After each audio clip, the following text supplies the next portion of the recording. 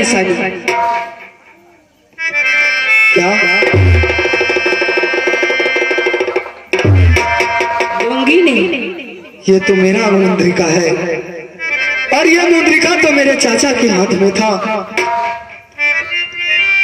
इसका मतलब है तुम सही बोलती हो। सही बोलती तो मैं झूठ कब से बोलने लगी हूँ? सही नहीं बोलती हूँ तो अपने ए मास्टर जी। हाँ, ये लोग मुझे झूठ बनाती है। मैं झूठ कब से बोलती हूँ? आ गया चला मुहम्मदी हालत।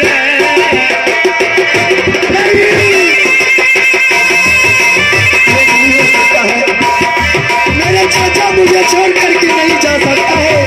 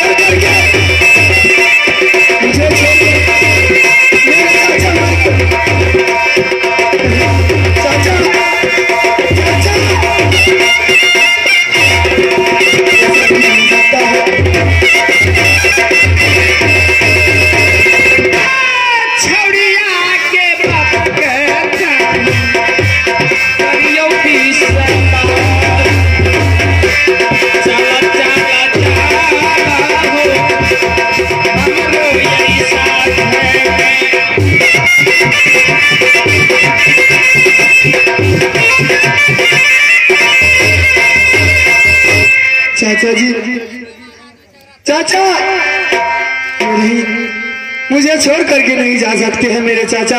हाय रब्बा, वो तो चले गए, मांस भी गल गया होगा उसका।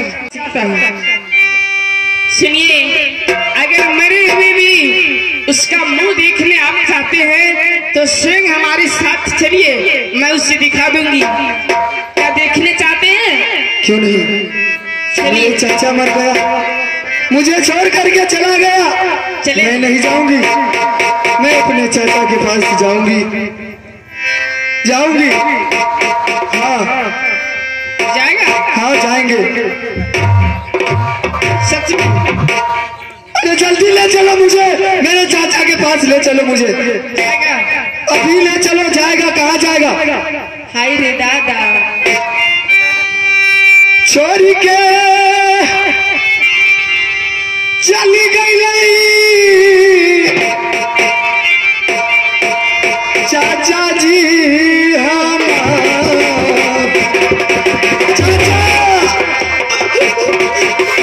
चाचा मुझे छोड़ करके नहीं जा सकता। छोरी के गैला चाचा बबुआ के होया चाचा सुगाना रे कोसी के लई पीड़ा माया। चाचा हमारी चांद से कहीं नहीं जा सकता। अब मैं इसे जो चाहूंगी वह करूंगी। सुगाना रे कोसी के लई पनमा के जाल में गोदी में चाचा जी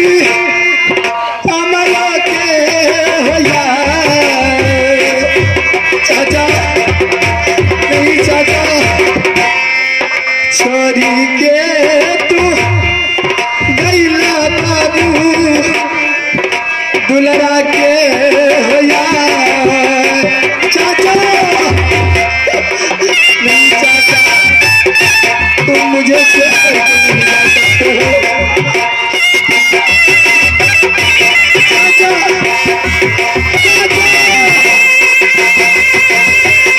चाचा,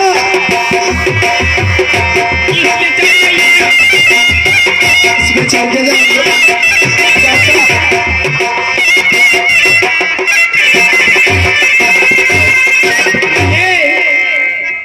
राजन, अपने देखते हैं सारे यहाँ पानी पानी है, नाव पर चढ़ के जाना होगा ना, इसीलिए इस नाव पर चढ़कर चलिए जहाँ आपकी चाचा की लाश पड़ा है वहाँ ले चलती हूँ।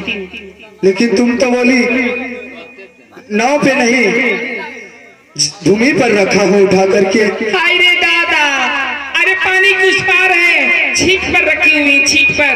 छीट पर जल्दी लेकर के चलो मेरे चाचा के पास। चाचा, जल्दी ले चलो। यहाँ कौन सी सेतु बांध लगी है जो पुल पार होके जाओगे? इसी नाव पे चढ़ के जाना होगा। हाँ, तो जल्दी नाव को हाँको और मेरे चाचा के पास मुझे ले चलो। थोड़ी मौसम बनने दीजिए ना, तब चलूंगी। मौसम तुम्हें बनाना है। अब भागल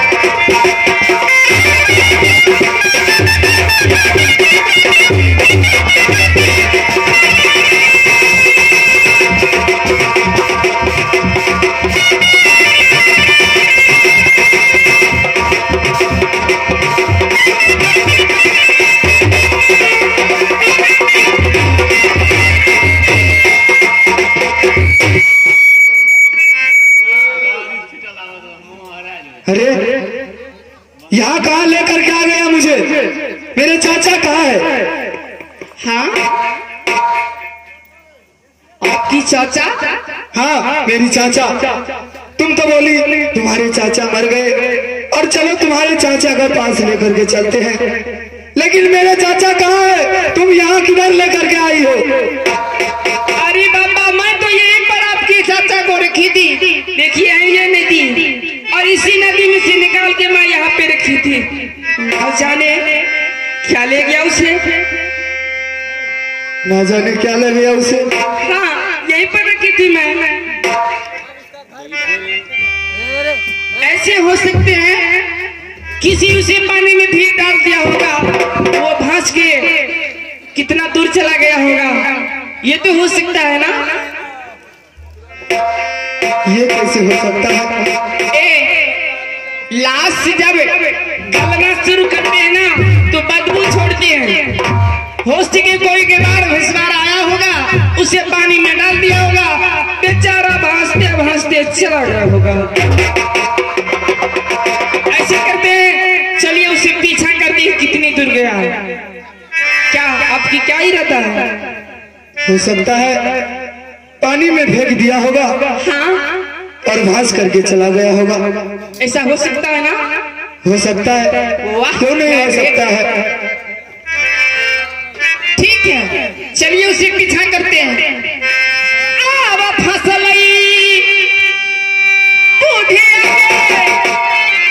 चकरा मैया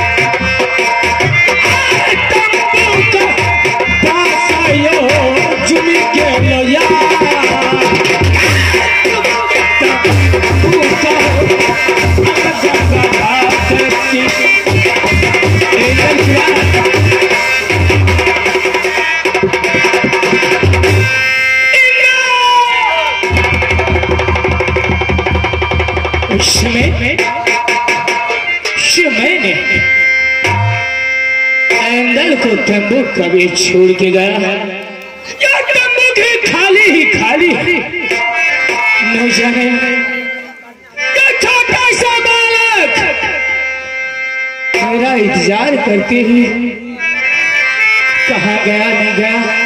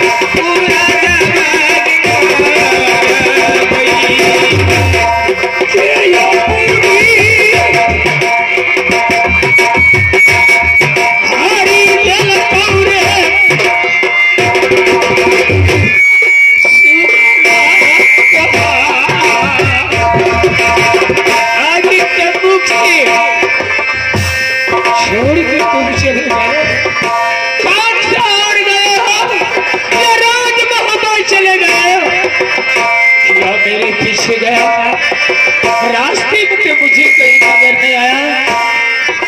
अगर आज मैं इस खाली लौट करके वापस आऊंगा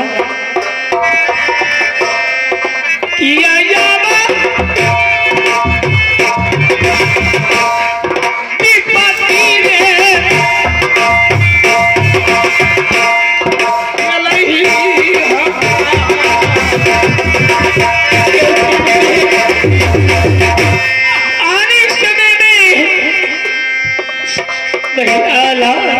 नहीं दिया और भाभी सोना ही नहीं दिया।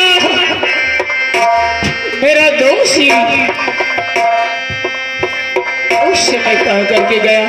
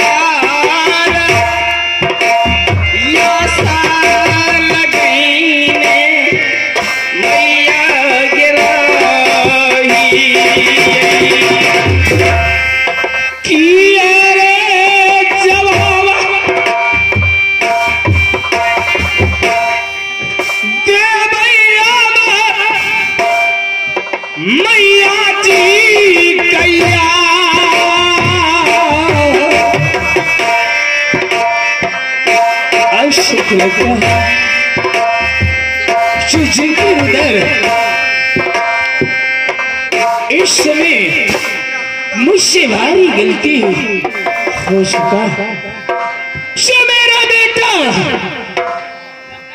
तब मुझसे ही चोरी हो गया। कहा गया कि ये खाई गेलो बाबू रे बाघा सिंह हरी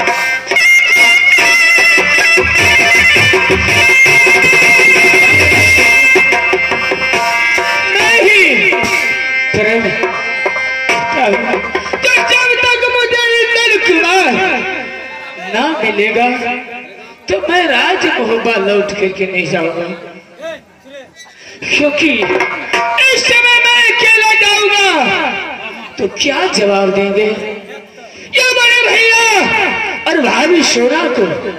मेरा दोस्त मुझसे आगे ही निकल गया है, अब नहीं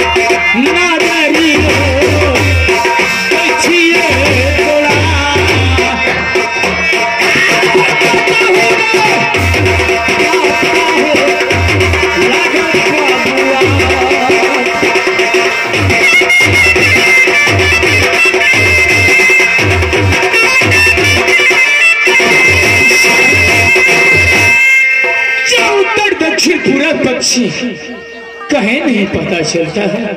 न जाने किस रास्ते से गया है, कहाँ मुझे मिलेगा। मैं अपना प्राण को निछावरी कर दूंगा। इंद्र कुमार, इंद्र, ये कबेरा बोलियारो सुगना दियो बेटा रे सुना।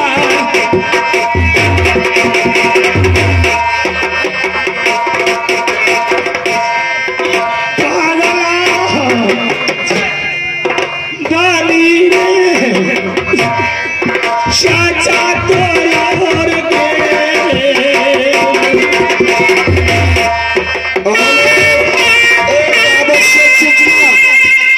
मेरा मेला कमेटी से आग्रह है कि समय 4 बज चुका है, मूर्ति विसर्जन का समय हो चुका है। मेला का जितने भी सदस्य यानी युवक है सभी मंदिर के प्रांगण में पहुंचे और भगवान जितवान जी के विसर्जन करे। मेला सदस्य का जितने भी युवक है सबसे मेरा आग्रह है कि मंदिर के प्रांगण में पहुंचते समय 4:30 हो चुका है, बाबा जितवान जी का विसर्जन करना है कि समय बहुत अधिक हो चुका है।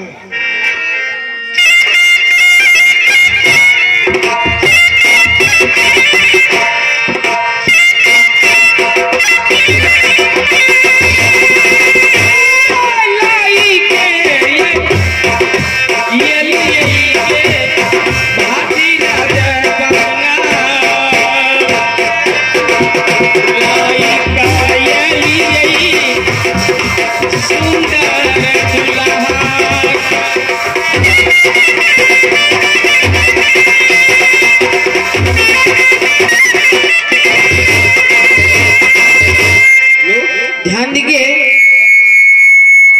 हमारा पता है, ध्यान देंगे, हमारा पता है जय मां दुर्गा नाच कला परिषद, जय मां दुर्गा नाच कला परिषद, चांदनी चौक फुलवड़िया। जय मां दुर्गा नाच कला परिषद, चांदनी चौक फुलवड़िया। प्रोपाइटर है वीरेंद्र ठाकुर जी, मैनेजर श्री फुलेश्वर राम की ओर से यह सुंदर कार्यक्रम तमाम दर्शक बंदी को देखने को मिल रहे हैं। धन्यवाद।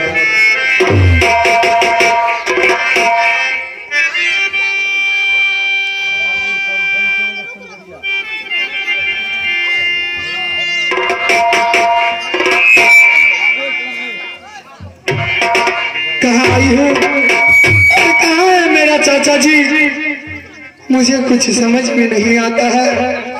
चाचा, मेरे चाचा कहाँ है, कहाँ है मेरा चाचा। मैं कहाँ पर चली आई हूँ, किसकी बात में फंस करके मैं यहाँ पर आ गया हूँ और मैं यहाँ पर अपने चाचा को नहीं देखता। चाचा कहाँ हो चाचा, कहाँ है मेरा चाचा। चोरी के किया गया चाचा, ये लई बेईमान